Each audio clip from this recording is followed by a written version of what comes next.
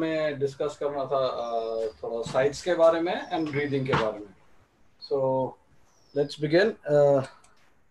Sites, ये जो आप देख रहे हैं एक साइट पिक्चर है। साइट पिक्चर इज बेसिकली आपकी साइट्स को आपने टारगेट के साथ आप कैसे देखते हैं। सो जो फर्स्ट फोटोग्राफ दिख रहे हैं वो आपको फ्रंट साइड और बैक साइड का कॉम्बिनेशन अगेंस्ट अ टारगेट। सो जो आप सबसे इम्पोर्टेंट चीज़ है कि आप सब कुछ कर लेंगे, सब बैलेंस कर लेंगे, ग्रिप अच्छी बना लेंगे, लेकिन अगर आप साइड को ही ध्यान से नहीं देखेंगे तो इसका मतलब आपकी पिस्टल सीधी नहीं होगी। और साइड्स को देखने का एक हमारा नेचुरल टेंडेंसी होती है कि ह्यूमन या नेचुरल टेंडेंसी जिसको बोलेंगे कि हमारे को जिस चीज़ पे निशाना लगाना है हमारी साइड अपने आप ही उस तरफ भागती है, उस तरफ जाएगी। बट शूटिंग में हमें इसको टेंडेंसी को थोड़ा सा कंट्रोल करना है और हमें साइट्स पे फोकस करना है। मतलब हमारी साइट्स अगर आपकी सीधी होंगी तो आपकी मतलब आपकी बंदूक सीधी है। तो नो उसमें भी अब साइड आंखों की कैपेसिटी ऐसी है कि हम एक टाइम पे एक ही चीज पे फोकस कर सकते हैं। तो अगर आपने टारगेट पे फोकस किया तो ऑटोमेटिकली जो आपकी बंदूक की साइट है वो आपकी जो अलाइनमेंट है, साइट अलाइनमेंट, वो थोड़ी टेढ़ी हो जाएगी। वो थोड़ी नहीं कि टेढ़ी हो जाएगी उसमें। अगर अब प्लस अब ना अब आपके पास तीन चीजें देखनी है, टारगेट है, फ्रंट साइड है और बैक साइड है।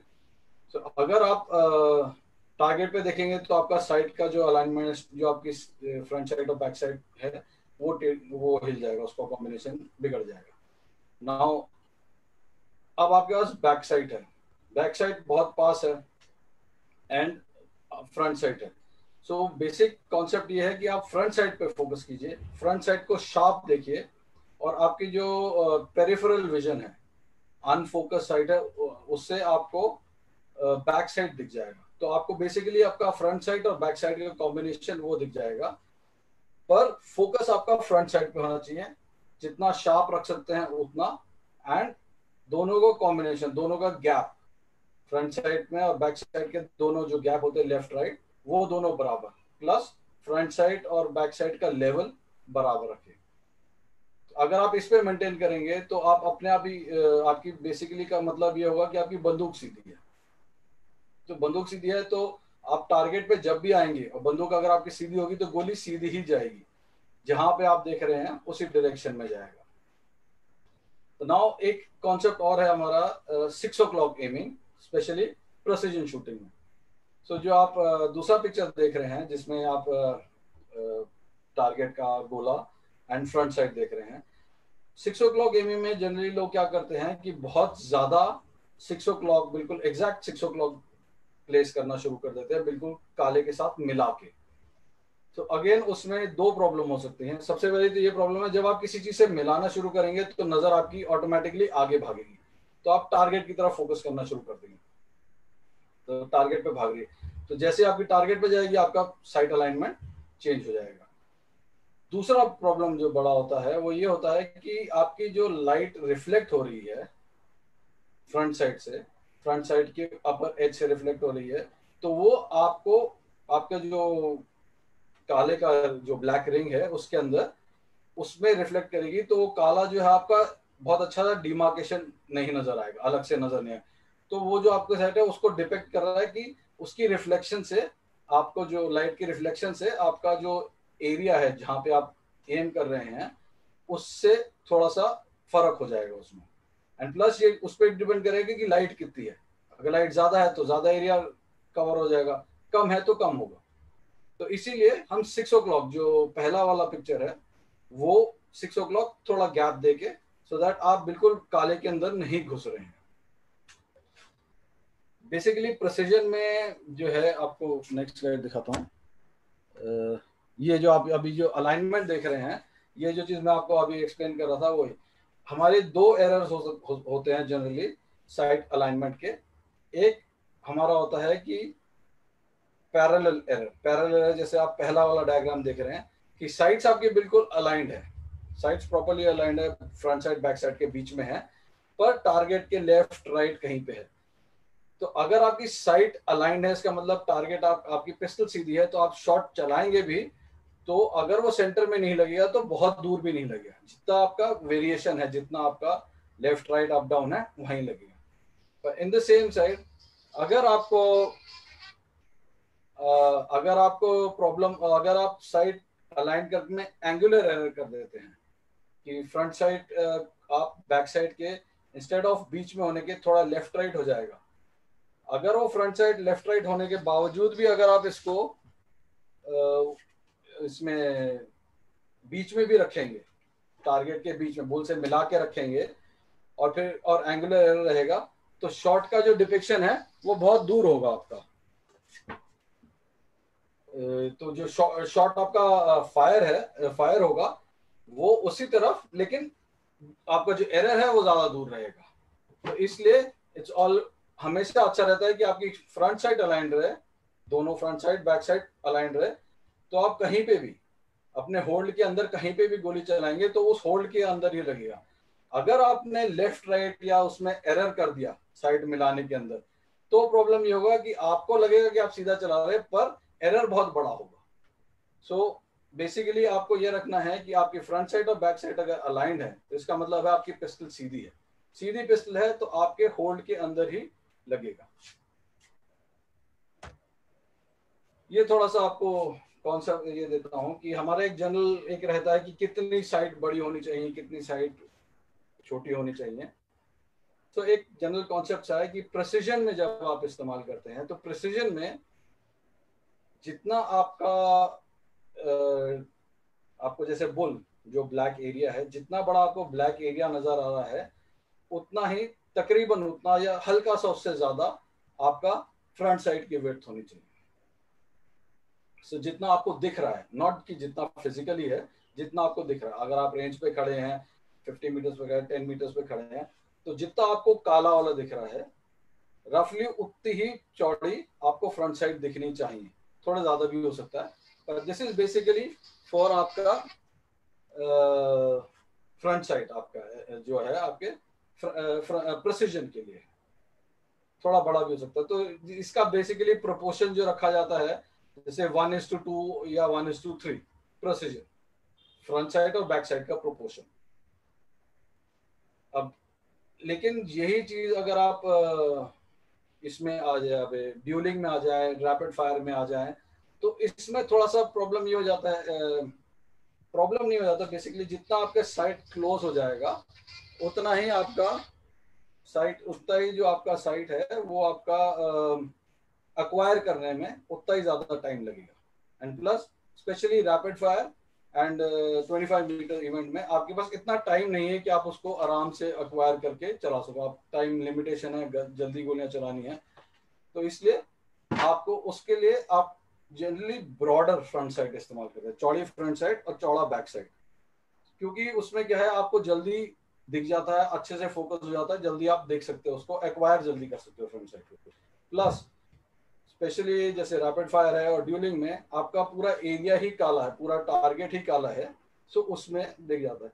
सो ये जो आपको पहले उसमें जो सेकंड फोटोग्राफ दिखा रखी है उसमें that is a rough idea कि उतना आपको कॉम्बिनेशन ड्यूलिंग में स्पेशली रैपिड फायर में उस कॉम्बिनेशन का साइट रहना चाहिए, रखना चाहिए। बट अगेन ये सारे जो बता रहे हैं ये हार्ड एंड फास्ट रूल नहीं है, क्योंकि रैपिड फायर में एक हमारे एक शूटर हुए हैं वर्ल्ड के one of the best rapid fire shooter स्टूमन, वो हमेशा बहुत पतली, मतलब आई थिंक शायद 1 mm की या कुछ ऐसे ही फ्रंट साइड इस्तेमाल करते हैं, पर एंड रिकॉर्ड चलाया, ओलंपिक मेडल जीते हैं, कई कई मेडल जीते ओलंपिक मेडल, तो वो डिपेंड करता है, बट उतना ही काम किया। अब इसी से रिलेटेड जो आप नीचे वाले डायग्राम देख रहे हैं दो, बेसिकली दोनों फोटोग्राफ्स में आप जो देखेंगे जो फर्स्ट और सेकंड, जो नीचे वाले फर्स्ट और सेकंड है, दोनों के अंदर जो एरर है साइड का, दोनों की दोनों साइड है लेफ्ट में है और बराबर है, लेफ्ट फ्रंट साइड दोनों बैक साइड के अंदर बराबर लेफ्ट में। लेकिन क्योंकि नीचे जो पहला वाला फोटोग्राफ है उसके अंदर हमारी ब्रॉड साइड है, बैक साइड ब्रॉड है, तो हमें उतना एरर कम नजर आता है, और जितनी दूसरी वाली फोटोग्राफ में जितना हमारा बैक साइड का विड्थ कम है, हमें एरर ज्यादा नजर आता है। सो नाउ व्हाट, इसके अंदर क्या होता है, अगर आपको स्पेशली रैपिड फायर और ड्यूलिंग में जहाँ पे फास्ट फायर करना है, अगर आपको एरर ज्यादा नजर आ रहा है तो जो आपको नजर आ रहा है उस पर डिपेंड करेगा आपकी ट्रिगर कैसे चल रहा है, फिंगर कैसे चल रही है। तो जैसे ही आपको एरर नजर आएगा आपके ट्रिगर रुक जाएगा और आप उसको करेक्ट करना शुरू कर देंगे। एरर दोनों में बराबर है, लेकिन इस वाले में नजर ज्यादा आ रहा है और इस वाले में नजर कम आ रहा है। सो अगर आपको कम नजर आएगा तो आप फ्रीली गोली चला सकेंगे और दूसरे वाले में करेक्ट करेंगे। नाउ यही चीज आप अगर प्रेसिजन में इस्तेमाल करेंगे तो आपका एरर ज्यादा हो जाएगा, क्योंकि प्रेसिजन में आपको टारगेट का 10 है जो छोटा होता है, तो इसलिए उसमें थोड़ी सी पतली बैक साइड इस्तेमाल करते हैं। लेकिन कुछ शूटर्स को देखा है मैंने जो बैक साइड इतनी पतली इस्तेमाल करते हैं कि बिल्कुल ऑलमोस्ट जैसे फ्रंट साइड और बैक साइड बराबर ही लगता है, उसके अंदर बहुत पतला सा रोशनी रह जाती है। तो उस कंडीशन में हम जैसे ये वाला अभी दिखा रहे हैं, सेकंड फोटोग्राफ है, जैसे इसके अंदर ब्लैक के अंदर चला गया तो वो जो बहुत पतला हो जाएगा, वो उसमें क्या एंगुलर एरर तो जरूर कम हो जाएगा क्योंकि छोटी सी गलती आपको नजर आएगी, लेकिन उतना ही डिफिकल्ट हो जाएगा चलाना और उतना ही आपको फोकस करना पड़ेगा और उतनी ही आंखें आपकी जल्दी थकेंगी, उतनी फटीग पड़ेगी। पर इसके और प्लस लाइट का जो रिफ्रैक्शन है वो होगा, तो इसलिए आपको बहुत ज्यादा उसमें एरर के चांसेस ज्यादा हो जाते हैं। तो वेट थोड़ी बड़ी होनी चाहिए, पर and it should be comfortable कि आप आराम से देख सको, आपको बहुत स्ट्रेन ना करना पड़े, लेकिन इतना ज्यादा भी नहीं रखना चाहिए कि आप उसको बहुत चौड़ा कर दे और आपकी गलती आपको दिखाई ना दे बिल्कुल, जिससे आप करेक्ट नहीं कर पाओ। सो ये बेसिकली ये थोड़ा सा था इसका साइड्स का। नाउ एक हमारा बहुत प्रॉब्लम होता है कैंटिंग का। कैंटिंग का प्रॉब्लम जो होता है उसमें मैं आपको ये जो पहला जो डायग्राम है ये दिखा रहा हूँ कि अगर राइट को पिस्टल साइड आपकी कैंट होगी और आपने बुल के नीचे टारगेट अलाइन करके कर रहे हैं और फायर कर रहे हैं आप इसको, तो शॉट क्योंकि बैरल और साइड का कॉम्बिनेशन ऐसा है, बैरल बैरल ऐसी है और साइड ऐसे है, अगर आपका कॉम्बिनेशन ऐसे होगा तो आपका शॉट्स जो होंगे वो सारे राइट हैंड साइड को जाना शुरू हो जाएंगे। एंड सेम थिंग इज आपका अगर लेफ्ट में आपको लगेगा कि आपकी पिस्टल सीधी है, मैंने सीधा चलाया, लेकिन क्योंकि वो कैंट था, राइट को कैंट है, तो शॉट्स आपके राइट को जाना शुरू कर देंगे। एंड वही हालत अगर आपके पिस्टल लेफ्ट को कैंट होगी तो शॉट लेफ्ट को जाना शुरू कर देंगे। So this is one more reason जो आपके शॉट्स राइट में लेफ्ट में जा रहे हैं, इज कैंटिंग। आप कैंट करते हैं उसको, तो उस पर ध्यान देने की जरूरत है कि वो चीज ना हो। एक और चीज है जो आप रैपिड फायर में और ड्यूलिंग में इस्तेमाल करते हैं, हम क्या करते हैं कि बेसिकली जैसे आपका रेडी हुआ, अटेंशन हुआ, आप टारगेट पे गए, आपने टारगेट पे साइट को अलाइन किया एंड फिर आप हाथ नीचे लेके आए। सो नॉर्मली क्या होता है कि हम लोग अलाइन किया, नीचे लेके आए, और बहुत लोग क्या होता है कि नीचे आके उसको एडजस्ट करते हैं उसको ना कि साइड देखने की।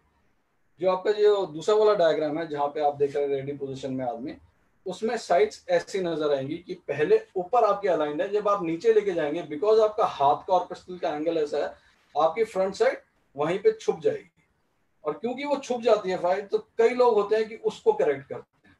जब उसको करेक्ट करेंगे तो आपका जो हाथ का और ये इसका एंगल चेंज हो जाएगा, तो जब आप ऊपर पिस्टल ऊपर लेके आएंगे और आपने रेस्ट नहीं लाया, तो ये जो साइड यहाँ पे अभी ऐसे दिख रही है वो ऊपर जाने के बाद ऐसे नजर आएगी, जो फ्रंट साइड है वो ऊपर निकल जाएगा, तो फिर आपको करेक्ट करना पड़ेगा। सो बेसिकली साइड्स मिलाएंगे और साइड्स को नीचे लेके आएंगे, और नीचे कुछ नहीं है, मतलब बेसिकली आपके दिमाग में होना है कि सारा मेरा फिक्स्ड है, हाथ रेस्ट सब कुछ फिक्स्ड है। एंड जब आप उठा के लेके आएंगे और आपने अगर कुछ नहीं छेड़ा तो फ्रंट साइड अपने आप आके अपनी जगह पे खड़ी हो जाएगी। अगर ये नहीं करेंगे आप तो आपके पास उतना ही ज्यादा उतना ही करेक्शन करना पड़ेगा, उतना ही आपका टाइम कम होगा। टाइम कम होगा मतलब आपको साइड्स अच्छी नहीं नजर आएगी तो ट्रिगर दबाना रुक जाएगा, आपको ट्रिगर दबाना रुक जाएगा तो आपका लेट हो जाएगा, लेट करेक्शन करते करते टाइम कम पड़ जाएगा, एंड देन इवेंचुअली आप टाइम खत्म करने के लिए स्नैच करेंगे जो सारे सिस्टम को बिगाड़ देगा। सो ये था इसके बारे में, आपका साइट्स के बारे में। नाउ एक ब्रीदिंग। ब्रीदिंग जो है हमारा बेसिक है कि सांस ही लेना है, और हमारा एक इनर बॉडी क्लॉक जो है वो है। एंड एक चीज हमारी कंसिस्टेंट चलती है जो वो है सांस लेना, सांस लेने की रिदम। हम शूटिंग में यही सुनते आए हैं कि हमेशा से कि रिदम होना चाहिए, हर चीज में रिदम होना चाहिए। तो आप कैसे बनाते हैं अपनी बॉडी क्लॉक, अपना बॉडी रिदम जो है वो आपका कैसे बनेगा शूटिंग? आप हर चीज घड़ी देख के नहीं कर सकते। आप घड़ी देख रहे हैं तो आपका टाइम ध्यान घड़ी पे जाता रहेगा। एंड बेसिकली आपके पास इतनी सारी चीजें हैं सोचने के लिए और करने के लिए, जो उसमें से आप जितनी चीजें एलिमिनेट कर दें उतना अच्छा। तो एक है कि बॉडी का रिदम, टाइमिंग जो है वो आप ब्रीदिंग से कंट्रोल कर सकते हैं। आपके ब्रीदिंग साइकिल, सांस लेना, सांस छोड़ना, सांस लेना, इसको कंसिस्टेंट बना लेंगे तो ये आपका एक साइकिल बन जाएगा। सो बेसिकली जैसे मैंने इस्तेमाल किया है, काफ़ी लोग और भी इस्तेमाल करते हैं। मेरे हिसाब से जैसे मैं शॉर्ट लोड किया, एक नॉर्मल ब्रीदिंग चल रही है सब कुछ, जैसे शॉर्ट लोड किया तैयार हुआ, so now I am getting mentally ready to fire a shot. So उस टाइम 2 नॉर्मल ब्रेथ्स, मतलब रोकना नहीं है और खींचना भी नहीं है ज़्यादा। जनरली लोग ऐसे करते हैं कि जैसे अगर अभी शॉट चलाना तो ज़्यादा ऑक्सीजन, जब आप ज़्यादा खींचना शुरू करते हो तो तब क्या होगा उसके अंदर कि आपका हार्ट रेट बढ़ जाएगा।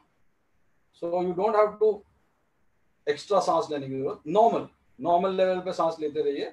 तो नॉर्मल सांस, 2 सांस लिया, देन यू पिक अप, एक सांस ली छोड़ी, एक सांस ली छोड़ी, एंड देन आप उठा रहे हो। जब आप उठा रहे हो तो देन उस टाइम एक और सांस के साथ सांस, then you go up into your aiming area, जहाँ पे भी है जैसे भी जाते हैं, and then you start coming back. And उस टाइम जब आप नीचे आ रहे हैं तो सांस को छोड़ते हैं। छोड़ने का मतलब ये नहीं कि फोर्स करना, उसको सांस को बाहर निकलने देते हैं। और उसको निकलने के बाद एक पॉइंट ऐसा आएगा जहां पे आपको ना आपको आपका सांस बाहर जा रहा है ना अंदर आ रहा है, एक जगह आके रुक जाएगा वहां पे।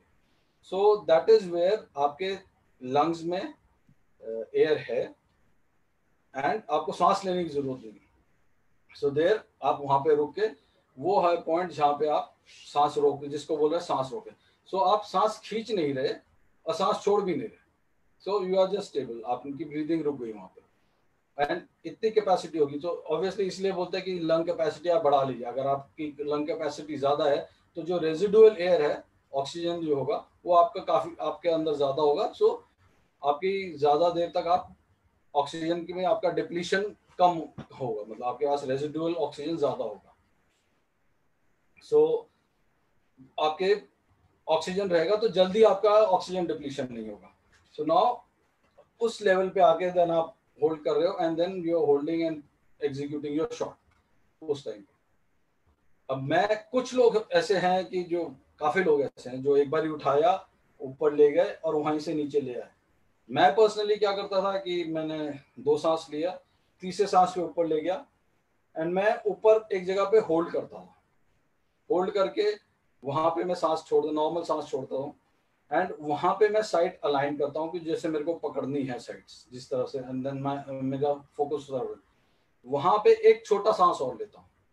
छोटा सांस लिया एंड देन छोड़ते हुए है, सो दैट जब मैं एमिंग एरिया में आ गया, ट्रिगर चला रहा हूँ, स्क्वीज कर रहा हूँ, सो दैट कि जो मेरा एक लिया और वहां पे जो सेकंड सांस है दैट इज लाइक कि थोड़ा सा और ऑक्सीजन जो मैंने इस्तेमाल किया उसके अंदर, उसको रोकने के लिए, कि वो जो इस्तेमाल किया उसको रिप्लेनिश करने के लिए कि मेरे पास ऑक्सीजन रहे।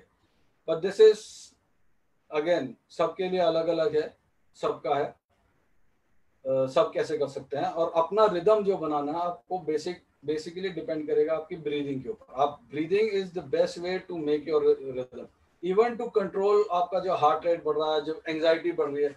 सो यू स्टार्ट ब्रीदिंग, जब आपको थोड़ा सा प्रेशर लग रहा है कि कुछ ज्यादा है, कुछ you are thinking of something else, तो आप उस सबको फोकस कर सकते हो अपनी ब्रीदिंग के ऊपर फोकस करने से। अगर आप ब्रीदिंग के ऊपर फोकस करेंगे तो then everything comes into your back, comes into your system again.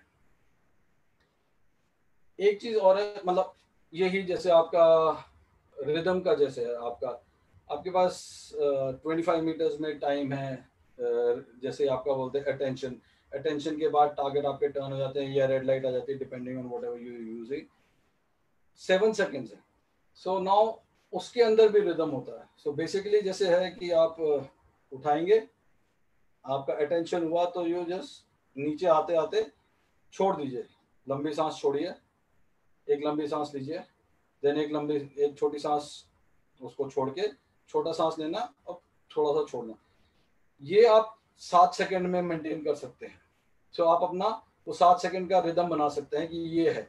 So then you are ready कि हाँ ये मेरा हो गया पूरा, अब टारगेट आने वाला है। यू शुड नॉट, आप जैसे टारगेट आने वाला ये क्या, लोग जनरली सरप्राइज होते हैं, अरे टारगेट आ गया।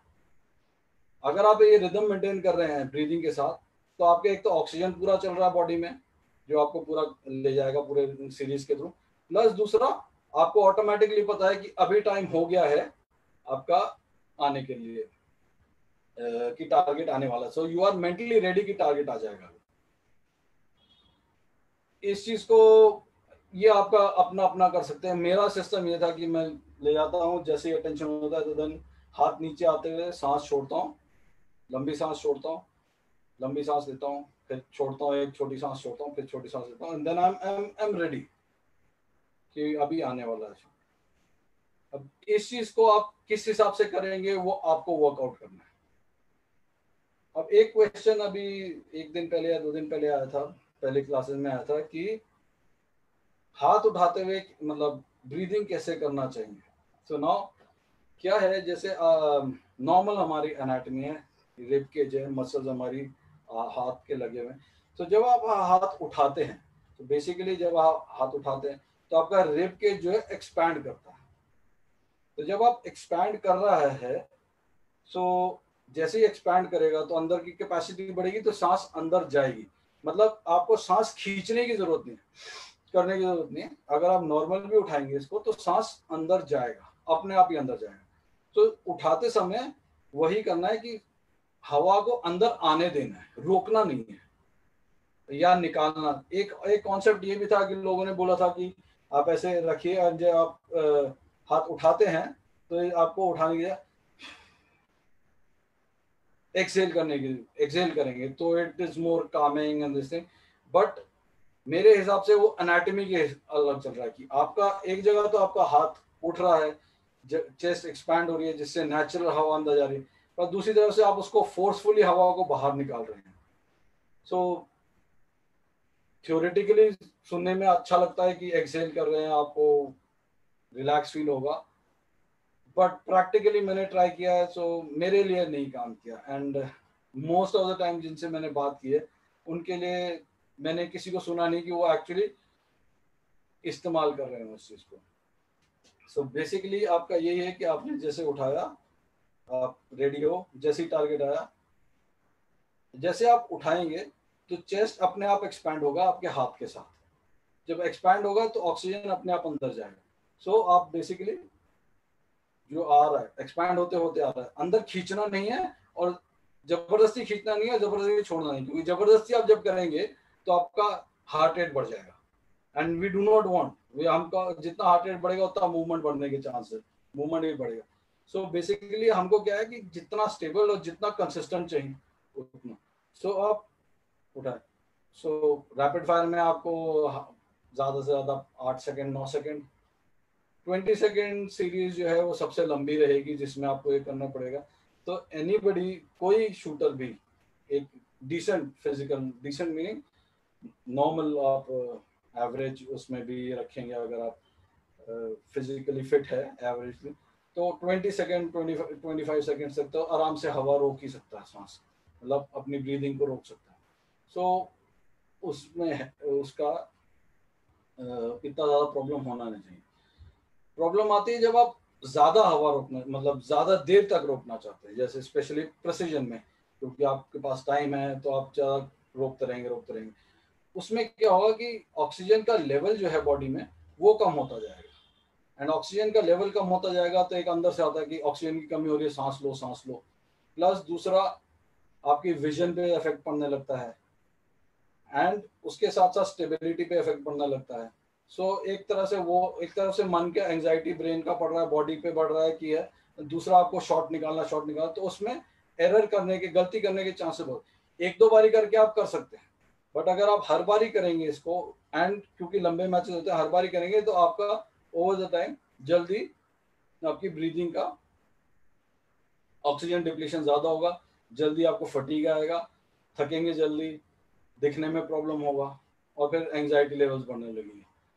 सो बेसिकली ब्रीदिंग को कंट्रोल कीजिए। इसका मतलब ये नहीं कि कंट्रोल का मतलब ये नहीं कि रोकिए, ब्रीदिंग साइकिल मेंटेन करने की कोशिश कीजिए। और ये आपको ट्रेनिंग में सब कुछ करना पड़ेगा, ट्रेनिंग में सीखेंगे, ट्रेनिंग पे इस पे काम करना पड़ेगा, तो फिर आप आगे जा सकते हैं, इस चीज़ को आगे बढ़ा सकते हैं। एंड ये चीज़ जब आपके ऊपर प्रेशर पड़ता है, जब मैचेस चलते हैं, तो उस चीज़ में ये ब्रीदिंग आपका जो है ये आपको एक नॉर्मल लेवल की तरफ लाने की कोशिश करें। मैंने कई बार फाइनल्स में किया, जैसे फाइनल का शॉट चलाया है, एंड देन आप जब तक अनाउंसमेंट हो रहा है तब तक टाइम है, तो कुछ नहीं, अपनी ब्रीदिंग पे सांस कंट्रोल, ब्रीदिंग रिदम पे ध्यान दीजिए। तो उससे क्या होता है कि ध्यान इधर उधर भी नहीं जाएगा, एंड आपका ब्रीदिंग है और ऑक्सीजन लेवल आपका मेंटेन रहेगा, एंड प्लस आपका फोकस अपने अपने पास ही रहेगा। So it's a good focusing,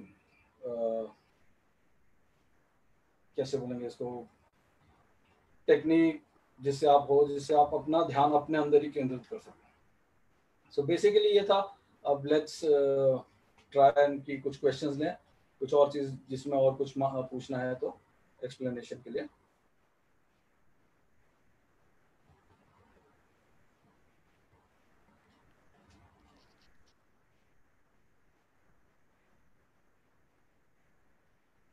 Om Prakash, कुछ क्वेश्चंस आए क्या? बेसिकली मैंने बोला था आज उसके ऊपर डालने के लिए। जी सर बिल्कुल, कुछ क्वेश्चन है। एक तो ये ब्रीदिंग की एक्सरसाइज पूछ रहे हैं लोग कि भाई ब्रीदिंग के लिए हम क्या करें, और दूसरा मैच प्रेशर के लिए है कि मैच प्रेशर कैसे हैंडल किया जाए। ओके, सबसे पहले तो जैसे ब्रीदिंग है, ब्रीदिंग के लिए हमारे योगा के बहुत सारे एक्सरसाइज हैं जो आई थिंक ओम प्रकाश ज़्यादा है योगा के अंदर, मोर इन्वॉल्व इन योगा, तो वो बता सकेंगे। तो बेसिकली जो हम कपाल भाती, क्या ये सब जो है, अनुलोम विलोम, ये सारी जो है एक्सरसाइजेस, इनसे ब्रीदिंग का आपका कैपेसिटी, लंग कैपेसिटी बढ़ेगा। तो एक ये है। प्लस ब्रीदिंग से जो दूसरा वाला क्वेश्चन है, प्रेशर, मैच प्रेशर होता है, उसका एक तरीका ये है कंट्रोल करने का। प्लस मैच प्रेशर जो है, हम लोग कोशिश करते हैं मैच प्रेशर से बचने का। सो मेरे कोच का, जब जिन्होंने मेरे को शूटिंग सिखाया है, उन्होंने ये एक बार बात हो रही थी मैच प्रेशर के बारे में, तो उन्होंने सीधा मेरे को बोला, कहते सिर्फ दुनिया में दो टाइप के आदमी होते हैं जिनको मैच प्रेशर नहीं होता। एक होते हैं मुर्दा और दूसरे होते हैं बेवकूफ, सही जिनको बात है। कोई मैच प्रेशर नहीं होता। बाकी सारी दुनिया में जितने भी टॉप लेवल जितने भी शूटर्स हैं, सबको मैच प्रेशर होता है। फर्क ये है कि आप उसको हैंडल कैसे करते हैं। सो मैच प्रेशर आपको होगा। मैच प्रेशर कुछ हद तक अच्छा भी है बॉडी, शरीर के लिए, हमारे शूटिंग के लिए, क्योंकि हम उसके ऊपर कई बार ये होता है, जैसे प्रैक्टिस में देख रहे हैं आप, अपने चलाए जा रहे हैं, गलती हो रही, जाने दो, कोई बात नहीं, हो जाता है। लेकिन जैसे ही मैच प्रेशर होता है, आपके सेंसेस थोड़े हाइटन हो जाते हैं, आपके सेंसेस ज़्यादा सेंस कर रहे हैं, एरर आपको ज़्यादा दिखने लगता है, तो इसलिए आप एरर कम करना, फोकस आपका बढ़ जाता है तो एरर कम करते हैं। सो उसमें बेसिकली एरर, उससे डरने की जरूरत नहीं, उसको समझने की जरूरत है, उसको इस्तेमाल करने की जरूरत है कि हाँ मैच प्रेशर हो रहा है, इसीलिए आप उठ के, एंड सबसे ज्यादा इंपॉर्टेंट चीज है, आप मैच क्यों करते हो, आप कंपटीशन क्यों करते हो। मेरे को इसलिए है क्योंकि मेरे जब भी जाता हूँ, मैच होने वाला था, तो मेरे पेट में थोड़ी सी एक बटरफ्लाइज टाइप की होती है कि हाँ, और वो फीलिंग मेरे को अच्छी लगती है कि हाँ वो बटरफ्लाइज है और मैं जाके कर सकता हूँ, मैं फिर भी अच्छा कर सकता हूँ।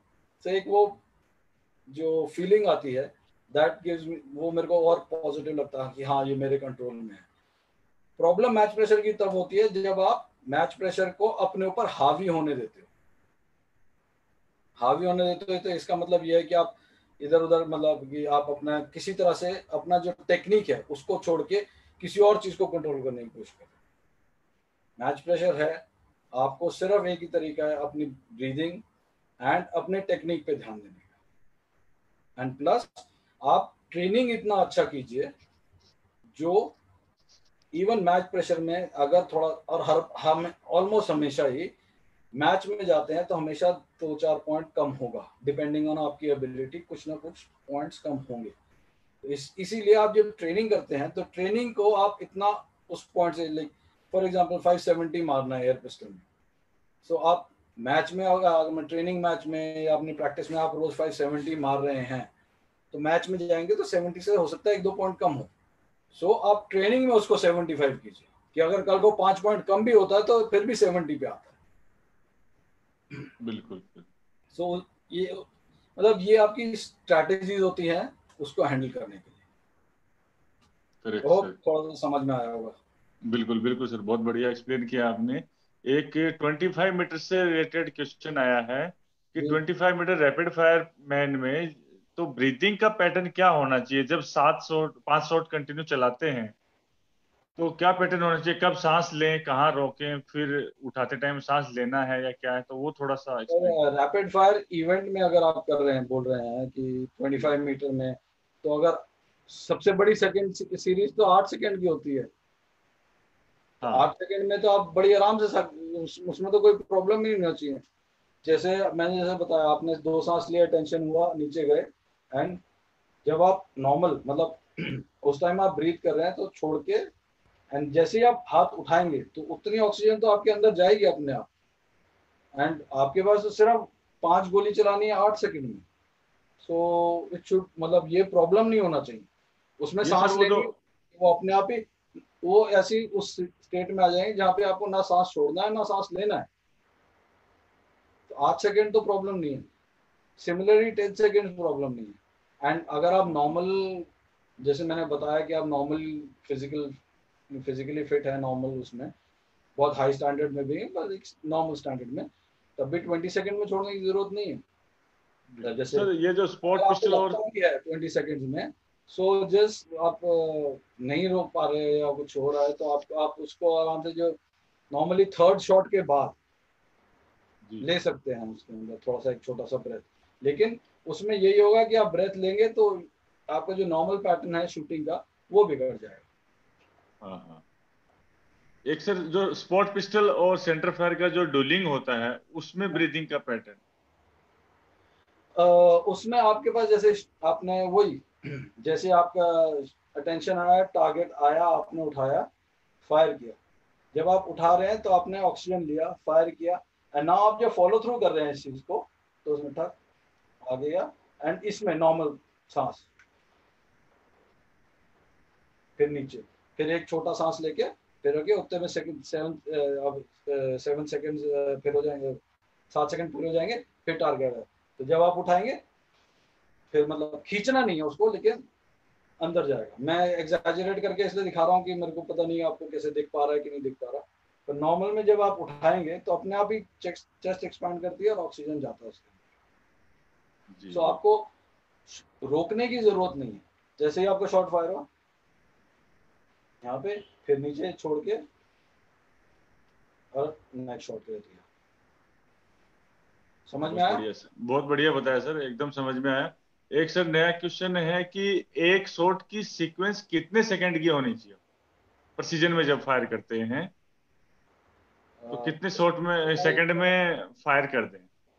आप अब अगर आप 20 सेकंड की स्टैंडर्ड पिस्टल की बात कर रहे हैं, सो बेसिकली मतलब कोई भी जो है, एक शॉट का sequence should be like starting to end, बिल्कुल जहाँ लोड लोड करने से पहले आप जो खड़े हैं, एक शॉट खत्म हुआ, तो ये आपका करीबन 35 to 45 सेकेंड्स तक पूरा साइकिल, दैट इज, जी आपने पहले वाले का फॉलो थ्रू खत्म किया, नीचे रखा, नाउ आपकी ब्रीथिंग चल रही है, आपके नेक्स्ट शॉट की प्रिपरेशन होगी।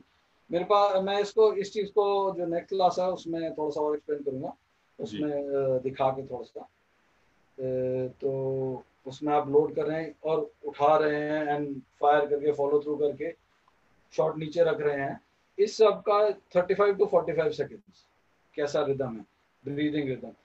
और अगर एक जो शॉट फायर करना है from the point when you are in your aiming area, when you are settling into the aiming area, generally बोला जाता है 7 से 8 7 सेकंड तक, पर 5 से 8 सेकंड जो भी है, 6 से 7 सेकंड तक, ये घड़ी देख के नहीं होना चाहिए।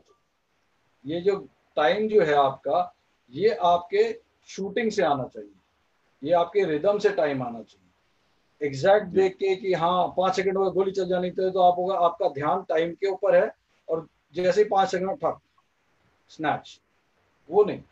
आपने चलाया शॉट, आपका सब कुछ सेटल है, आपने शॉट चलाया, ओके 5 सेकंड, नेक्स्ट शॉट चलाया 5.5 सेकंड, अगला शॉट चलाया 6 सेकंड। सो इतना फर्क नहीं पड़ना चाहिए, बट जो टाइम है वो आपकी रिदम, ये आपके शॉट से आना चाहिए, रिदम से टाइम बनना चाहिए, टाइम से रिदम नहीं बनना चाहिए। जी जी बिल्कुल। एक सर क्वेश्चन आया है कि ब्लैक के नीचे आते ही कुछ लोग एकदम जल्दी से शॉट छोड़ देते हैं और कुछ बहुत देर तक रुकते हैं मी एरिया में, तो कौन सी चीज सही है? ये बेसिकली डिपेंड करेगा आपका ट्रिगर कंट्रोल के ऊपर, और आपके साइकिल के ऊपर। कुछ लोग जल्दी खींचना शुरू कर देते हैं, और कितने फास्ट खींच रहे हो आप ट्रिगर, जी उस पर डिपेंड करेगा। सो जनरली बोला यह जाता है कि an early shot is better than a late shot. आपने अगर शॉट जल्दी निकल गया, इवन आपका प्रिपेयर कर रहे हो, प्रिपेयर करते करते निकल गया, वो भी इट्स बेटर कंपेयर। ऑब्वियसली आपका टारगेट के अंदर होना चाहिए, ये नहीं कि टारगेट के बाहर ही निकल जाए। जब आप एमिंग एरिया में सेटल हो रहे हो और आप खींच रहे हो, सो जल्दी शॉट निकल गया, सरप्राइज होना चाहिए, जैसे हम बोलते हैं ना सरप्राइज शॉट, वो it's an early shot is better than a late shot, क्योंकि लेट शॉट में डिले होता है, फिर आप करेक्शन में आना शुरू हो जाते हो। तो जल्दी चलना अच्छा है, लेकिन जल्दी चलना, जल्दी चलाना नहीं। हाँ हाँ। क्योंकि टाइम हो रहा है इसलिए जल्दी चला दो, नहीं। सब कुछ ठीक है, आप अपने सिस्टम को फॉलो कीजिए, और सिस्टम को बनाइए कि वो थोड़ा फास्ट चले, नॉट कि सिस्टम लेट चले एंड फिर उसको हमें खींचना पड़े। जी जी।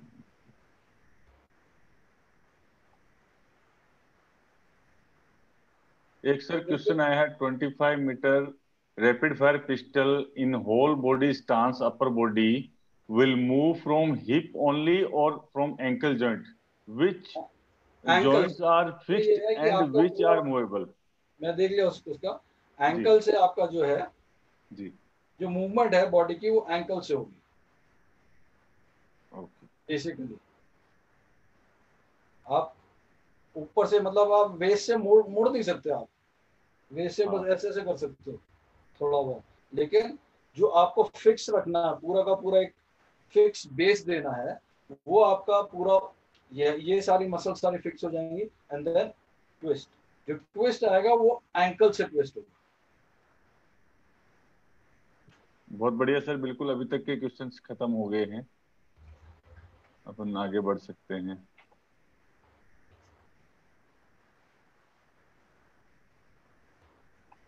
Please show the pistol how to do all the process, site alignment and breathing. Okay, एक क्वेश्चन आया पिस्टल के साथ साइट अलाइनमेंट और ब्रीदिंग करने के लिए। सो मेरा पिस्टल है, ग्रिप पकड़ा ना, मैं पकड़ता हूँ बेसिकली ऐसे ऐसे, एंड अभी रेडी हूँ। सो अब आपके पास टाइम है, घड़ी है, सो आप जब आप ये करेंगे अटेंशन आने से पहले, बिकॉज जी अटेंशन जब भी होगा तो you have to be on ready position. Ready position, हाथ नीचे 45 डिग्री एंगल पे। आप बहुत पास भी नहीं ला सकते, और ऐसा नहीं है कि 45 डिग्री से ऊपर कर। सो बेसिकली जैसे आपका रेडी हुए शॉट के लिए, आप आ रहे हैं, अटेंशन हो रहा है, साइट लाइन किया आपने, एंड देन अटेंशन हुआ, एंड देन यू गो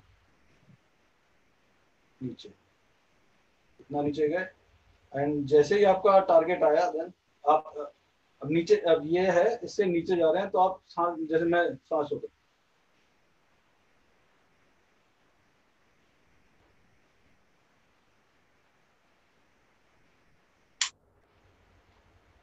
तो जैसे ही आपका जैसे आया, एक सांस मैंने जैसे अटेंशन से नीचे गया, सांस छोड़ा, फिर एक लंबा सांस लिया, छोड़ा, छोटा सांस लिया, छोड़ा, एंड उतने में टारगेट आया, देन सीधा लिफ्ट एंड ट्रिगरिंग जो आपका प्रोसेस है। बिल्कुल सो सर, बहुत ही बढ़िया एक्सप्लेन किया। किया, शॉट खत्म हुआ, एंड नाउ ड्यूलिंग जैसे कर रहे हैं, तो आप वहीं पे फॉलो थ्रू कर रहे हैं, तो वहीं पे फिर नीचे।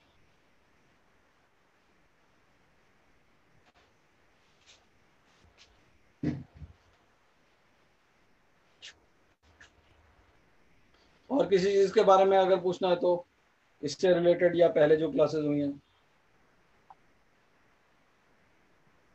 नहीं सर, अभी तो कोई क्वेश्चन है नहीं हमारे पास, सभी ऑलरेडी ले चुके हैं।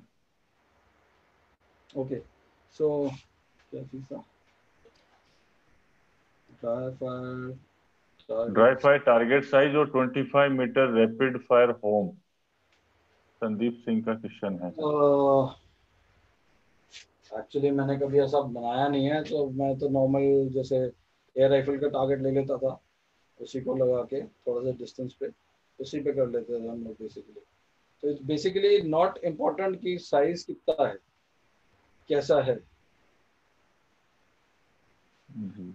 मतलब आपको बेसिकली क्या करना है, आपको साइट कहाँ पकड़नी है, तो उस पर आग लगा के आप उसका कैलकुलेशन कर सकते हैं। बेसिकली अभी अगर आप लोगों के पास स्कैट है, तो स्कैट में एक ऑप्शन आता है, आप उसमें जाके size of the target from distance आपका कितना है उससे करेंगे तो आपको प्रिंट आउट दे सकता है वो आपका डिपेंड करेगा कि आप कितनी दूर खड़े हैं। तो अगर आप 1 मीटर पे खड़े हैं तो वो उतना साइज का प्रिंट आउट निकाल सकते हो स्कैट से। अच्छा अच्छा, very good sir, very good. एक क्वेश्चन है sir, how many second should you do holding for? Meaning आपने होल्डिंग करना है एक्सरसाइज। हाँ। अच्छा, उसके अंदर बेसिकली हमारे साथ होता था जैसे एक्सरसाइज है कि 30 सेकंड तक होल्ड करना है, सिर्फ होल्ड करना है पिस्टल को, साइड्स को देखना, होल्ड करना, ट्रिगर नहीं दबाना, कुछ नहीं। 30 सेकंड। हाँ। हाँ हाँ। और खास तौर से एयर पिस्टल, फ्री पिस्टल सबके लिए चलेगा ये।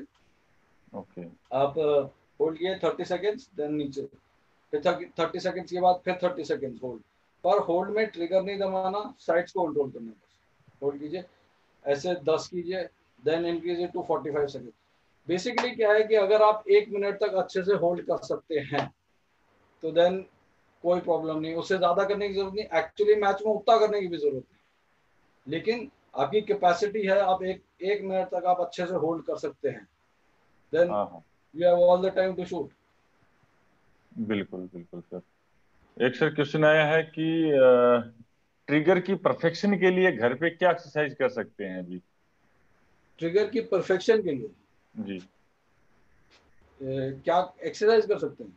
हाँ, मतलब क्या, कैसे ट्रिगर को और परफेक्ट करने के, ट्रिगर में मास्टरी करने के लिए घर पे क्या ये लोग कर सकते हैं अभी? ये क्वेश्चन आया है संदीप सिंह का, फॉर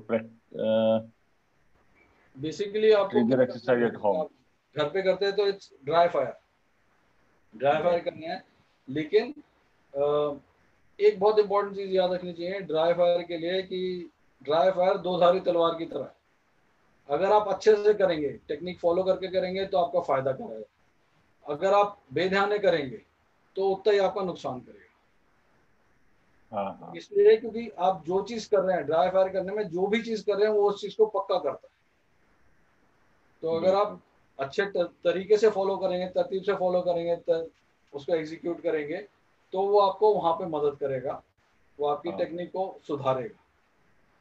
जी। और इस एक रीजन इसलिए भी है कि आपको 15-20 मिनट से ज्यादा एक टाइम पे, एक स्ट्रेच में 15-20 मिनट से ज्यादा होल्ड ड्राई फायर नहीं करना चाहिए, क्योंकि जैसे बहुत बोरिंग चीज होती है ड्राई फायर करना। तो क्या होता है उसके अंदर कि कुछ देर के बाद आपका ध्यान भटकने लगता है। फॉर एग्जाम्पल जैसे आप किसी क्लास में बैठते हो, 45 मिनट्स की क्लास होती है, तो आपको सबसे ज्यादा ध्यान क्लास में कब कब वो रहता है?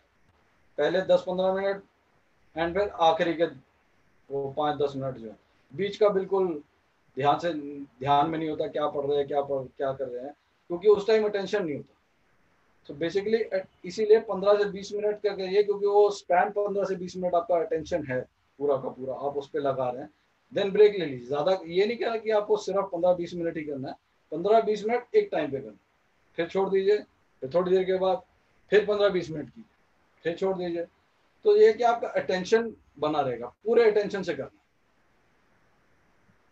बहुत बढ़िया सर, सही बताया आपने, क्योंकि आजकल काफी लोग जो है वो ड्राई का बहाना होता है, एक हाथ में मोबाइल और दूसरे हाथ में पिस्टल पकड़ी हुई होती है। तो ऐसे लोगों के लिए सिंपली यही कहना चाह रहे हैं आपकी, कोई फायदा नहीं है ऐसी ड्राई का। क्योंकि ड्राई जो है वो ये चीज है कि आपकी टेक्निक को पक्का कर रही है, और अगर आप गलत तरीके से कर रहे हो तो वो गलत चीज को पक्का कर देगी।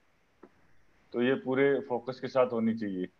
एक सर नया दिव्यांशा का क्वेश्चन आया कि सर क्या ग्रिप में ग्लव पहनकर शूटिंग कर सकते हैं?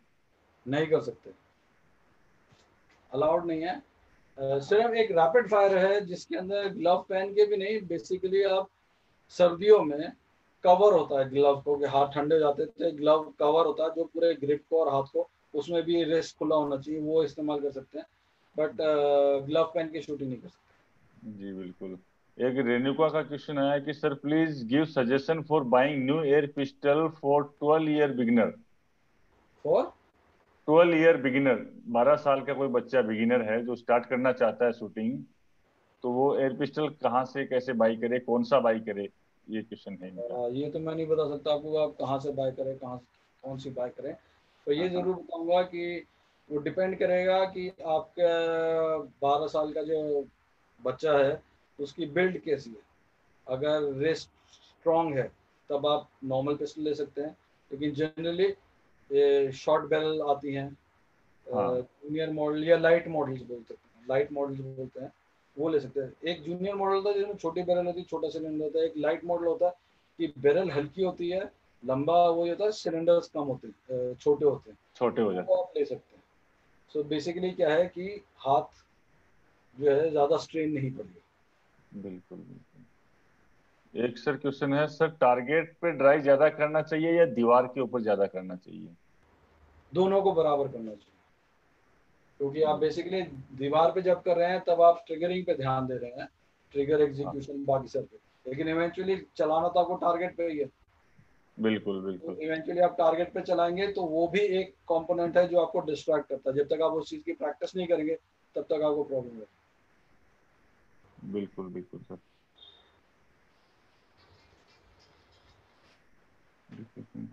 स्कैट group of practice formations, definitely SCATT आपकी मदद कर सकता है, लेकिन आपको एक चीज़ का ध्यान रखना चाहिए उसमें कि लोग उसको वीडियो गेम की तरह बना लेते हैं। सो हाँ फिर हाँ। उसका क्या हो जाता है कि एक टेक्निक हो जाता है, एक टेक्निक बन जाती है स्कैट में गोली मारने की, और फिर वो टारगेट पे जब आते हैं तो लगता नहीं। तो वो क्यों होता है? क्योंकि बेसिकली वही होता है कि आपने स्कैट पे चलाना सीख लिया, हाँ हाँ। उसको ट्रेनिंग एड की तरह इस्तेमाल करना है, वीडियो गेम की तरह नहीं। तो बिल्कुल बिल्कुल। अच्छा तरीका ये होता है, और स्कैट में आप बहुत अच्छा भी कर सकते हैं कि जैसे होता है कि कितना टाइट ग्रिप पकड़ना है, कितना लूज करना। अगर आपको डाउट है तो आप उस चीज को आप एक्चुअली करके देख सकते हैं, स्कैट पे करके टाइट ग्रिप पकड़ के चला के देखिए कैसा आपका पैटर्न बन रहा है, क्या बन रहा है। फिर लूज, फिर और लूज, जो आपको एक्सपेरिमेंट करना है आप उस पर कर सकते हैं, उसको फटाक से आपको रिजल्ट दिख जाता है उसके अंदर। सो स्कैट आप ट्रेनिंग एड की तरह इस्तेमाल कीजिए। जैसे आपने किसी चीज पे काम करना, आपने देखा कि ये मेरा पैटर्न है और मैं इस चीज में चेंज करना चाहता हूँ, इस चीज के लिए मेरे को ये एक्सरसाइज करनी।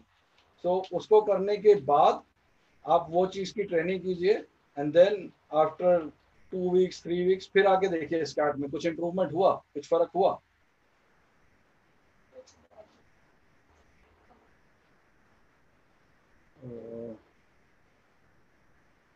आज बहुत सारे मॉडल हैं, कोई वाई, आज और भी कंपनीज हैं बहुत सारी इसके अंदर, नॉट ओनली स्कैट। स्कैट इज बेसिकली एक चीज है जो उससे पहले एक नॉकटेल हुआ करता था, अभी एक ट्रेस भी है।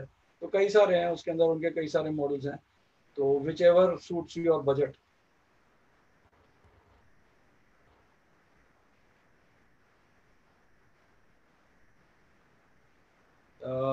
ये मेरे क्वेश्चन नहीं समझ में आया। जैसे ग्रिप में 3 पॉइंट का ट्रायंगल बनता है, मुझे ध्यान नहीं है आप कौन सी बात, किस चीज की बात कर रहे हैं, जो ग्रिप में 3 पॉइंट्स का ट्रायंगल कहाँ पे बनता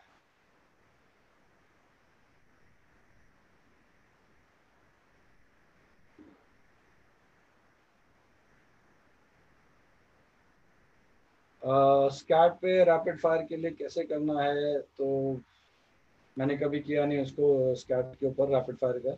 सो मेरे को भी बेसिकली नहीं पता कैसे होगा। तो वो आपको एक्सपेरिमेंट करके देखना पड़ेगा।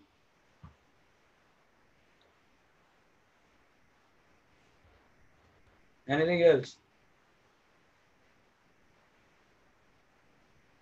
किसी चीज के बारे में और कुछ आइडिया, कुछ पता करना चाहते हैं, बात करना चाहते हैं? या कोचिंग अकेडमी फॉर एजुकेशन, नहीं अभी तक मेरी कोई एकेडमी नहीं है। सर आपका ये स्क्रीन शेयर ऑफ कर सकते हैं अभी, आप अभी जब बात कर रहे हैं अपन तो क्या एक चीज? बच्चा बोल रहा है, आपका स्क्रीन शेयर ऑफ कर सकते हैं आप अभी, ये जो बातचीत चल रही है इसके दौरान। चल। हाँ।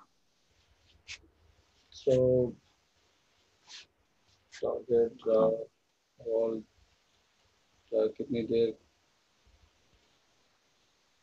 हाँ ड्राई फायर और वॉल पे फायर कितना करना चाहिए, कोई इसका एग्जैक्ट जवाब नहीं है कि कितना करना चाहिए, लाइक कि कितनी प्रैक्टिस करनी चाहिए। अब जितनी प्रैक्टिस करें उतना कम है, लेकिन बेसिकली जब भी प्रैक्टिस करें तो पूरे ध्यान से प्रैक्टिस करें, क्योंकि बेध्यान में प्रैक्टिस करने से नुकसान ज़्यादा है। और आपकी कैपेसिटी कितनी है, ये मैंने बोला कि अगर आपको 5 घंटे करना चाहिए तो आप आज आप चलाते सिर्फ 1 घंटा प्रैक्टिस करते हो, तो एकदम से 5 घंटे करना शुरू करोगे तो आपको नुकसान होगा, बॉडी को फटीग होगा, बॉडी में इंटरनल चोटें लग सकती हैं उसके अंदर। तो बेसिकली इसको कैपेसिटी को आपको ओवर टाइम इंक्रीज करना पड़ेगा, दिन में ओवरऑल 4 5 6 घंटे आप कर लीजिए, 5 to 6 days a week आपके लिए काफ़ी होना चाहिए। बिल्कुल। एक सर क्वेश्चन है कि जितने भी प्रेसिजन के इवेंट है, जैसे 10 मीटर में भी है, 25 मीटर में भी स्लो फायर करते हैं, 50 मीटर में भी, तो क्या कोई अगर एक शूटर सभी इवेंट कर रहा है तो एक ही जगह एमिंग एरिया रखे या सब इवेंट्स में अलग अलग जगह रखना चाहिए इनको, इसका कुछ स्प्लेस? वो फर्क बेसिकली आपका कैसा कंफर्टेबल है उस पे करना चाहिए। आपको 6 o'clock एम करना है, आप कितने आराम से उसको 6 o'clock कितना कंफर्टेबली आप कितने डिस्टेंस पे कर सकते हैं, उतना मतलब आप अंदाजन उसी के आसपास रहना चाहिए, पर वो इवेंट पे डिपेंड करेगा कि आप कैसे कर रहे हैं, डिस्टेंस पे, टारगेट कितना बड़ा दिख रहा है, टारगेट तो छोटा दिख रहा है, उस सब पे डिपेंड करेगा। तो there is no hard and fast rule, but ideally उसी के आसपास रहना चाहिए। ओके सर, ये रिस्ट लॉक क्या है? ये क्वेश्चन आया है कि रिस्ट लॉक क्या है और इससे how to prevent wrist break. क्या चीज? रिस्ट लॉक क्या चीज है? मतलब ये जो शूटिंग में हम एक शब्द यूज करते हैं रिस्ट लॉक कलाई के लिए, तो ओके। एक संदीप सिंह करके हैं, वो पूछ रहे हैं कि रिस्ट लॉक एक्चुअल में है क्या चीज, कैसे किया जाए, और कैसे इसका ब्रेक हो रही है किसी की तो वो कैसे इसको करे ओवरकम। बेसिकली क्या है, आपको शूटिंग में हर एक चीज जो है आपको वो करना है, कंसिस्टेंट होना चाहिए। एक जी आपको स्टेबल बेस चाहिए जिससे कम से कम मूवमेंट हो। तो आपने पिस्टल पकड़ रखी है, अब नाउ अगर ये है, एक बार आपने ऐसे चलाया, एक बार ऐसे चलाया, एक बार ऐसे चलाया, फिर ऐसे चलाया, फिर ऐसे करके चलाया, तो इसमें सब कुछ चेंज हो जाएगा। सो बेसिकली आपका ये जो मूवमेंट है एक जगह फिक्स, जो भी आप कर सकते हैं, जो भी आप करना चाहते हैं उसको फिक्स करके, और वहीं पे कि उसके बाद ये मूवमेंट ना हो, बिल्कुल ये सर। जो मूवमेंट है ये मूवमेंट ना हो, इसको इस चीज को एक जगह पे फिक्स करना, इसको रिस्ट लॉक बोलते हैं। और ये नेसेसरी इसलिए है क्योंकि आप एक बार आपने ऐसे चलाया, फिर इसको ऐसे चलाया, ऐसे चलाया, तो ये सारा चेंज हो जाएगा, आपका सर चेंज होगा तो उसके साथ साथ आप ये सब चेंज कर दो। वैसे भी होल्ड करते करते ध्यान इधर उधर गया तो इस तरह हाथ ऐसे चला जाएगा, लेफ्ट हैंड शूटर्स के लिए हाथ जो है वो ऐसे जाएगा। तो इसको रिस्ट लॉक करना, और प्लस रिस्ट लॉक करने के लिए लोग क्या करते हैं, जनरली ग्रिप टाइट कर देते हैं, बहुत ग्रिप टाइट करने, ग्रिप टाइट नहीं करना, बेसिकली इसको लॉक करना इस एरिया को, एंड इधर मसल्स बहुत कम है। सो इसको आपको लॉक करने के लिए ये मसल्स आपकी स्ट्रॉन्ग होनी चाहिए, four arm muscles, four arm muscle से आपका रिस्ट लॉक होता है। ये देखिए अभी लॉक है, लेकिन फिंगर आराम से घूम, और यहाँ से रिस्ट लॉक, रिस्ट को लॉक करके फिंगर, जहाँ पे आपने ग्रिप टाइट कर दिया वहाँ पे फिंगर आपकी मूवमेंट जो है स्मूथ नहीं रहेगी मूवमेंट। और रिस्ट लॉक करेंगे, रिस्ट लॉक होने से इससे ये रिस्ट लॉक हो गया, लेकिन फिंगर की मूवमेंट चल। वेरी गुड सर, बहुत बढ़िया सर, बहुत बढ़िया बताया आपने।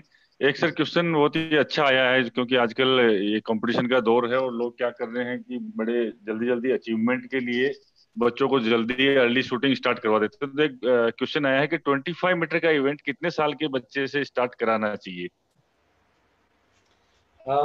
मेरे हिसाब से शूटिंग बेसिकली आपको स्टार्ट करवाना चाहिए जब तक आपका बच्चा रफली एक 12 साल का हो जाए। अगर फिजिकली बिल्ट अच्छा है तो थोड़ा जल्दी करा सकते हैं, फिजिकली कमजोर है, बॉडी का बिल्ड कम है, तो थोड़ा सा लेट।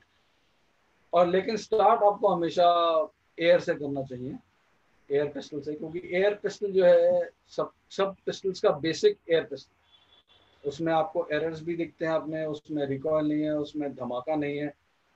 तो जो फॉलो थ्रू और जो कॉन्सेप्ट्स हैं वो बहुत अच्छे क्लियर होते हैं उसके अंदर। एंड उसके बाद अब साथ में जब वो हो जाए, साल 2 साल, जब तक उसमें थोड़ा सा प्रोफिशिएंसी आ जाए कि हाँ ये अच्छे से चला है, तब आप बिल्कुल 25 में शिफ्ट कीजिए बिल्कुल। या फ्री पिस्टल में शिफ्ट कीजिए। तो बेसिकली शिफ्ट भी क्या करना है, वो स्टार्ट कर सकते हैं। हाँ हाँ एयर फिर भी रहना चाहिए, चाहे आप इंटरनेशनली आप है कि जितने भी बड़े शूटर हो जाए आप किसी इवेंट की, आप एयर हमेशा करते हैं। और एयर वो हो सकता है कि इंटरनेशनल कंपटीशन में ना करें, लेकिन वो ट्रेनिंग जरूर करते हैं, क्योंकि उससे आपका बेसिक रिवाइज होता रहता बिल्कुल सर बिल्कुल। एक सर क्वेश्चन है कि कंपटीशन जोन में कैसे आया जाए? कंपटीशन से पहले उस कंपटीशन जोन के अंदर आने के लिए क्या ट्रेनिंग कर सकते हैं, क्या मेंटेलिटी होना चाहिए? है। कंपटीशन जोन के लिए हाँ मतलब ये एक ट्रेनिंग का है, ट्रेनिंग के मोड में जाते हैं। एक ट्रेनिंग मोड होता है, फिर एक कंपटीशन टाइम होता है। अब आप कंपटीशन जोन का मतलब बेसिकली मैच के दौरान कंपटीशन जोन है, या एक पूरा जो 2-3 महीने का टाइम। मैच मैच के दौरान। मैच के दौरान ये आपको अपने लिए अपने आप बनाना पड़ेगा। मैं ये नहीं बोल सकता कि आप ये करो या वो करो। कुछ होते थे ऐसे, कुछ जैसे एक एग्जांपल है, एक राइफल शूटर थे, उनसे बात कर रहे थे, तो उन्होंने बताया, कहते कि मैं मैच में कैसे जाती हूँ, कहते जब मैं मैच में जाती हूँ तो मेंटली मैं अपने आसपास एक पर्दा बना दी और वो पर्दे को खींच लेती हूँ मेंटली, कि मैंने अपने आसपास पर्दा बना दिया। जैसे आप हॉस्पिटल में जाते हैं, एक बेड के आसपास कर्टन बना देते हैं, कहते मैं अपने हिसाब आसपास वो एक मेंटली पर्दा बना देती हूँ और उसको बंद करती हूँ मेंटली, कि ये बंद हो गया, कि अब मैं यहीं पे हूँ, एवरीथिंग इज हियर नाउ। तो ये तो बहुत इसी तरह से सब कुछ बनाना पड़े। एंड साथ में ये भी बोला कि ये चीज जो है ये हर बारी काम नहीं करती, कुछ टाइम बिल्कुल काम करती है, देन वो कुछ और चीजें ढूंढती थी करने के लिए, फिर कुछ और चीजें, फिर कुछ और। तो मेरे कोच ने इसको नाम दिया था मेंटल वॉकिंग स्टिक्स, कि अपने बहुत आप बढ़िया। को मदद करने की कैसा है। ऐसा एक रिस्क का था उनसे। हाँ, एक क्वेश्चन है कि फ्रंट साइड ड्रॉप होता है ट्रिगर स्क्वीज करते हुए। सो इसका दो रीजंस, जो प्रोमिनेंट दो रीजन हो सकते हैं। फर्स्ट ऑफ, कि जब आप ट्रिगर स्क्वीज कर रहे हो तब आपका नजर, क्योंकि वो आखिरी मोमेंट है, तो आपकी नजर टारगेट की तरफ भाग रही है, तो जैसे ही टारगेट की तरफ जाएगी तो आपका फ्रंट साइड नीचे हो जाएगा। दूसरा रीजन ये हो सकता है कि आप जैसे ट्रिगर दबा रहे हो तो आपका जो हाथ है, ट्रिगर फिंगर आपका दब रहा है, और ये दूसरी फिंगर्स आपकी लूज पड़ रही है, जो ग्रिप है वो लूज पड़ रही है। तो ये लूज पड़ेगा तो आपका हाथ नीचे है। सो एंड बेसिकली इसका है कि ये आपका जो मसल है, जो आपका ट्रिगर दबा रहे हैं, तो सिर्फ यही काम करना चाहिए, सिर्फ ये फिंगर जो है, सिर्फ ये फिंगर काम कर रही है, कोई और फिंगर काम नहीं कर रही। काम नहीं कर रही का मतलब ये नहीं कि दबा नहीं रही, इसका ये भी होता है कि छोड़ नहीं रहा। बाकी सिर्फ ओनली, तो इसको होता है कि सिर्फ यही फिंगर मसल मूव कर रही है और कोई मसल मूव नहीं कर बहुत बढ़िया सर, बहुत ही अच्छा एक्सप्लेन किया और बहुत अच्छा सेशन रहा आज का। और हम ऑलमोस्ट एंड पे पहुंच गए हैं आज के सेशन के, 4 बज चुके हैं। रही। अगले सेशन के लिए मैं सभी से रिक्वेस्ट करूंगा कि अपने अपने क्वेश्चंस रेडी रखें। और आज का सेशन जैसा कि आप सभी ने देखा है बहुत ही बढ़िया रहा, बहुत ही अच्छी अच्छी टेक्निक्स हमें बताई सर ने। और ब्रीदिंग के कोई डाउट नहीं छोड़े हैं, और ग्रिपिंग का भी, और बाकी भी क्वेश्चन हमने लिए हैं इसके अलावा भी। तो thank you very much Samaresh sir आज के सेशन के लिए। थैंक यू प्रकाश, मुझे और अपॉर्चुनिटी। आप जी, और आप सभी का धन्यवाद। और नेक्स्ट सेशन के लिए हम फिर से मिलेंगे अगले सेशन के अंदर। Thank you very much to all of you. जय हिंद, नमस्कार।